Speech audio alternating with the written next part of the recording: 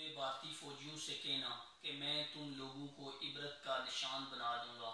اور پھر اس پر ڈٹ جانا۔ یقیناً یہ کام کسی بوڑھے، لاغر جسم یا کمزور قلب انسان کا نہیں ہو سکتا۔ یقیناً ایسا حوصلہ و جوانمردی ایک 20 سالہ نوجوان ہی دکھا سکتا تھا،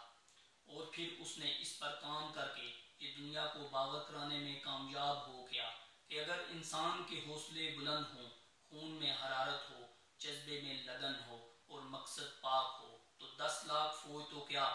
دنیا کی ساری افواج اکٹھی ہو کر بھی انسان کو اپنی منزل پہ جانے والے راستے سے ایک قدم بھی پیچھے نہیں دھکیل سکتی۔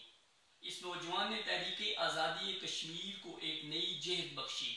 ارض کشمیر کے ایک ایک بچے سے لے کر ہر مرد و زن میں آزادی کی ایک نئی تڑپ پیدا کی۔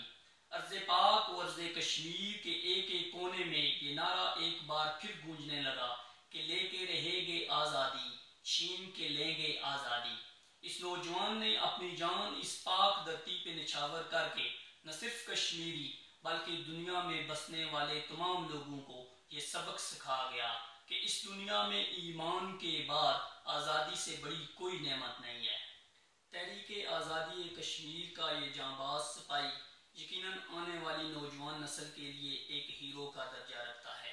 اور جس طرح اس نوجوان نسل نے اس ہیرو کو فالو کیا ہے اور جس جوانمردی سے اپنے مقصد کی طرف رواں دواں ہے، اس عمر سے اس بات کا اندازہ لگایا جا سکتا ہے کہ وہ دن دور نہیں جس روز یہ اپنی پاک وادی سے ناپاک قدموں کو پیچھے دھکیل کر اس وادی شہداء کی اوپر آزادی کا علم بلند کریں گے۔